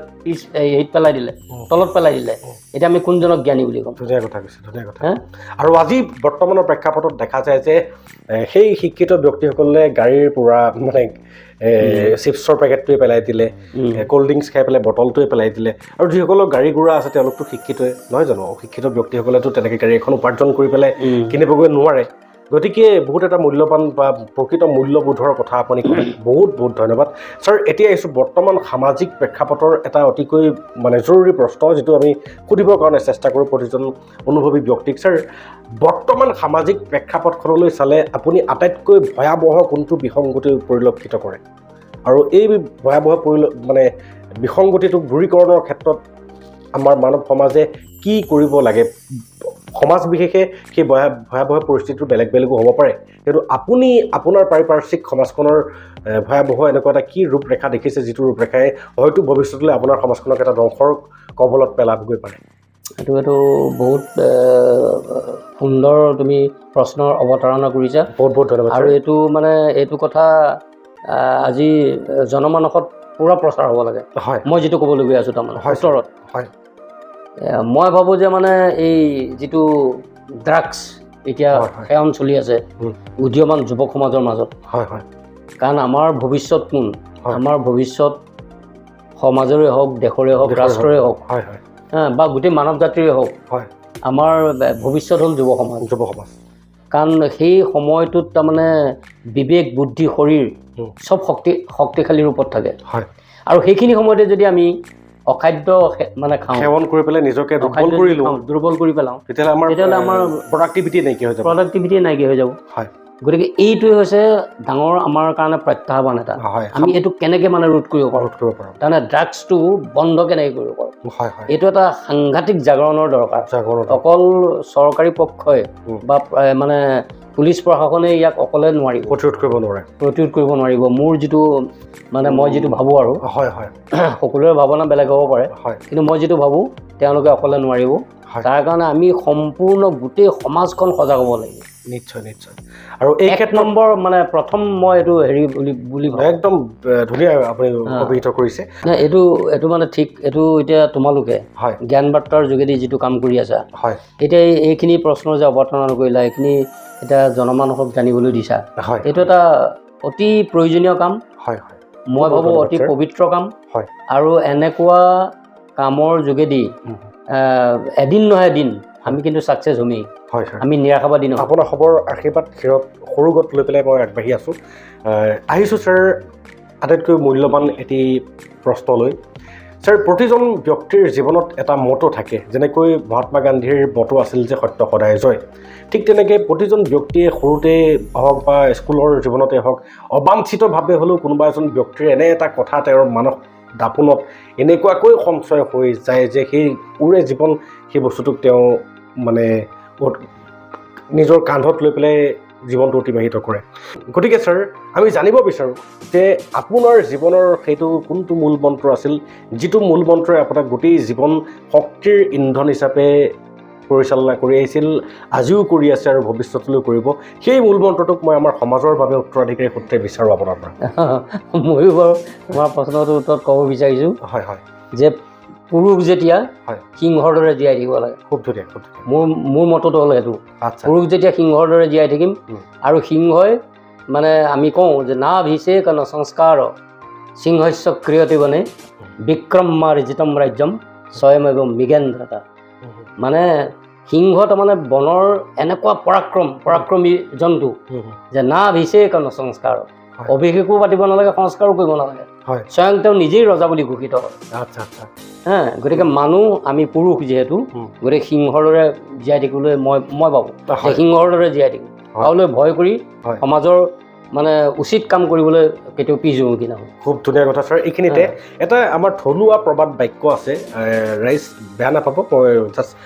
বাক্যটোহে মই ক'ব বিচাৰিছোঁ। এষাৰ কথা আছে যে চিনাকি বাহনৰ কোনো লগুণৰ প্ৰয়োজন নাই। ঠিক তেনেকৈ আমাৰ সমাজত লুকাই থকা প্ৰতিজন ব্যক্তিৰে নিজা নিজা কিবা নহয় কিবা এটা কলা কৌশল আছে, কিবা নহয় কিবা এটা ষ্টেমিনা কেলিবাৰ এটা আছে, আৰু সেই কেলিবাৰটোক আপোনাৰ বেলেগে দিয়া চাৰ্টিফিকেটৰ কোনো প্ৰয়োজন নাই। আপুনি যদি ভাবিছে এই কামটো মই কৰিব পাৰিম, তেন্তে নিশ্চয় পাৰিব, যদি ওতঃপ্ৰোতভাৱে নিজকে আত্মনিয়োগ কৰি পেলাই, নহয় জানো ছাৰ? পাৰিব আৰু সেই ছাৰে কোৱাৰ দৰে তেতিয়াহে নিজকে সিংহৰ দৰে মানে চিনাকি দিবলৈ বা সক্ষম হ'ব। খুব ধুনীয়া ছাৰ। এতিয়া আহিছোঁ ছাৰ আপোনাৰ ভৱিষ্যতৰ পৰিকল্পনাৰ বিষয়ে জানিবৰ কাৰণে। আপুনি ভৱিষ্যতলৈ, যিহেতু আপুনি বৰ্তমান সাহিত্য চৰ্চাৰ লগত জড়িত, লগতে আপোনাৰ সমাজ সেৱক হিচাপে আপোনাৰ অঞ্চলৰ বিভিন্নকেইটা অনুষ্ঠানৰ লগতে আপোনাৰ ধিঙৰ যিখন শংকৰদেৱ শিশু বিদ্যা নিকেতন আছে, সেই বিদ্যা নিকেতনৰ আপুনি প্ৰতিষ্ঠাপক হিচাপে বিভিন্ন ৰাষ্ট্ৰীয় সংগঠনৰ লগতো আপুনি এজন হিন্দুত্ববাদী নেতা হিচাপেও আপুনি নিজৰ জীৱন অতিবাহিত কৰি থৈ আহিছিল। গতিকে উক্ত কৰ্মৰাজিসমূহৰ দ্বাৰা আপুনি ভৱিষ্যতৰ পৰিকল্পনাটোক কেনেকৈ দেখিছে? সেইটোতো এতিয়া মানে বয়সৰ লগে লগে কামৰ হেৰি অলপ ঠিকেই কৈছা, বয়সৰ লগে লগে কামৰ তৰিকা মানে কামৰ হেৰিটো অলপ সলনি হয়। সলনি হ'লেও কিন্তু মানুহৰ বহু মানুহৰ মতো এটাই থাকে। যেনেকৈ মোৰ ধৰক কামৰ সলনি হৈছে, যদিও এসময়ত শিক্ষক আছিলোঁ, ছাত্ৰ আছিলোঁ এখন, তাৰপিছত শিক্ষক, তাৰপিছত ৰাষ্ট্ৰ সেৱাৰ কাৰণে ৰাষ্ট্ৰীয় স্বয়ংসেৱক সংঘৰ কাম কৰিছোঁ। নগাঁও জিলাৰ শিক্ষকতা চলি থকাৰ সময়তে কৰিছোঁ। নগাঁও জিলাৰ বৌদ্ধিক প্ৰমুখৰ মোৰ দায়িত্ব আছিলে। সংঘৰ কাম নিস্বাৰ্থভাৱে কৰিছোঁ। বিভিন্ন ঠাইত প্ৰৱাস কৰিছোঁ। প্ৰৱাস কৰোঁতে নিজৰ এইটো এটা জানিব লাগে মানুহে যে ৰাষ্ট্ৰীয় স্বয়ংসেৱক সংগঠনটো বোলে বহুত ধনী মানুহৰ সংগঠন বুলি কয়। এইকাৰণে কয় যে এই সংগঠনৰ অন্তৰ্ভুক্ত মানুহবিলাকে নিজৰ পকেটৰ পইচা অৰ্থাৎ ধন মন তন সমস্ত দি পেলাই কাম কৰে। গতিকে সেইটো এটা পৰ্যায় গ'ল মোৰ। তেনেকৈ মই ৰাষ্ট্ৰসেৱা কৰিলোঁ। তাৰপিছত লাহে লাহে আহি মানে সাহিত্যৰ হেৰিত সোমালোঁ। কবি হিচাপেও পৰিচিত হ'লোঁ। কবি আচলতে নহয়, কিন্তু সমাজে কয় আৰু চিঠিয়ে তিঠিয়ে লিখে কবি সাহিত্যিক বুলি। মই নিজে কিন্তু তেনেকৈ পৰিচয় দিবলৈ ভয় লাগে, কাৰণ এজন কবি সাহিত্যিক হ'বলৈ হ'লে কিমান গুণৰ অধিকাৰী হ'ব। সেইখিনিতো তাৰ 5% নাই। আচলতে আমি ছাৰ এইটো আপুনি যে এই কথাষাৰ কৈছে, এইটো আপোনাৰ মহানুভৱতাৰ এটা পৰিচয়, আৰু মই নমন জনাইছোঁ। মানে সেয়ে মানে ভয় লাগে, কবি সাহিত্যিক বুলি যেতিয়া কোনোবাই পৰিচয় কৰি দিয়ে হেৰিত সবাই এই ৰাস উৎসৱত মাতে, কেতিয়াবা ভাগৱত পাঠত মাতে, হেৰি কি কয় ভাগৱত পাঠ উন্মোচন কৰিবৰ কাৰণে, হয় কেতিয়াবা কোনোবা থিয়েটাৰ মঞ্চ উন্মোচন কৰিবৰ কাৰণে হয় মাতিলে তাতে মানে বক্তব্য দিয়াৰ আগত কবি ভালকৈ বিশিষ্ট কবি সাহিত্যিক বুলি কৰি চিনাকি কৰি দিয়ে। হয় মোৰ তেতিয়া বুকন ধমকে মাৰে, হয় ভয় লাগে বিৰাট। হয় কাৰণ 2% চুবলৈ মানে হেৰি কৰিব পৰা হোৱা নাই। হয় বাৰু যি কি নহওক, এতিয়া শেষৰ ফাললৈ সাহিত্যৰ দিশতে এতিয়া কাম কৰি আছোঁ। এতিয়া মোৰ 4খন আৰু কিতাপ মানে প্ৰকাশৰ পথত আছে। হয় এখন হ'ল ৰামকথা অমৃতম, হয় প্ৰেছত কাম চলি আছে। এখন হ'ল দিলীপ কুমাৰ নাথৰ সাধু সমগ্ৰ, হয় এইটো নগাঁও প্ৰেছত কাম চলি আছে। আৰু এখন হ'ল বিখ্যাত বিজ্ঞানী বিচিত্ৰ কথা, খুব ধুনীয়া। এইখন কিতাপৰ কাম চলি আছে। হয় আৰু এখন কিতাপ মোৰ প্ৰায় 2.5 বছৰ লাগিল, হয় যিখন মোৰ এতিয়া মানে এই 2-4 দিনমানৰ পিছত মানে উন্মোচন হ'ব। আৰু হয় সেই কিতাপখনৰ মই নামটো ক'ব খোজা নাই, উন্মোচিত হোৱা নাই। গতিকে এতিয়া সাহিত্যৰ কামতে লাগি আছোঁ। কিন্তু হ'লেও শেষ মতটো হ'ল মোৰ যে ভগৱানৰ শ্ৰীচৰণত মানে নিজক সদায় তেওঁৰ সেৱা কৰি থকাটোৱে মোৰ মানে আল্টিমেট লক্ষ্য। হয় কাৰণ মই এটা সময়ত নামাচাৰ্যও আছিলোঁ। হয় হয় 3 বছৰমান মই নামাচাৰ্য কামত। কিন্তু আপোনাক দেখিলে নালাগে যে আপুনি আজি এজন 60 বছৰ ঊৰ্ধৰ ব্যক্তি। আৰু দৰ্শক ৰাইজ, কেৱল মই এই কথাষাৰ কোৱা নাই, আপুনি যিসকলে চাই আছে ভিডিঅ'টো, আপোনাৰ সবেও আহি পেলাই ছাৰক ওচৰৰ পৰা যদি দেখে, এজন ডেকা ল'ৰাৰ দৰে হৈ আছে। আৰু মানে নামাচাৰ্য আছিলে, আমুক আছিলে, এইটো বিশ্বাসৰ মানে পৰিধিৰ বাহিৰৰ কথা। বাৰু যি নহওক ছাৰ, বহুতেই ভাল লাগিল আজি আপোনাৰ জীৱনটোৰ অভিজ্ঞতাসমূহক আমাৰ জ্ঞান বাৰ্তাৰ অনুষ্ঠানটোৰ যোগেদি ৰাইজৰ আগলৈ সঞ্চয় কৰি ৰাখিব পৰাৰ এই সুযোগটো পায়। আৰু আশা কৰোঁ আপোনাৰ আজি যেনেকৈ সুস্বাস্থ্যৰ অধিকাৰী হৈ আছে, সেই সুস্বাস্থ্য যাতে অনাদি সময়লৈকে এনেকৈ অতিবাহিত হৈ থাকে। আৰু মই দৰ্শক ৰাইজ আপোনাক সবকো আহ্বান জনাইছোঁ, ছাৰৰ কাৰণে সকলোৱে এটা মানে প্ৰাৰ্থনা কৰিব, তেখেত যাতে সদায় নিৰোগী আৰু সুস্বাস্থ্যৱান হৈ থাকে, আৰু আমাক নতুন নতুন সাহিত্যৰ সোৱাদ যাতে দি থাকে, নতুন নতুন জ্ঞানৰ সোৱাদ যাতে দি থাকে, নতুন নতুন পৰামৰ্শৰে যাতে আমাকো উদ্বুদ্ধ কৰি থাকে, তাৰ বাবে আপোনাৰ সবেও ছাৰক এটি আশীৰ্বাদ প্ৰদান কৰিব। আৰু ছাৰ, অন্তিম সময়ত আপোনাৰ পৰা তথা আজি এই অনুষ্ঠানটোৰ পৰা বিদায় লৈছোঁ। নমস্কাৰ ছাৰ। নমস্কাৰ। আৰু দৰ্শককো মোৰ ফালৰ পৰা শতসেৱা আগবঢ়াইছোঁ। বহুত বহুত ধন্যবাদ ছাৰ।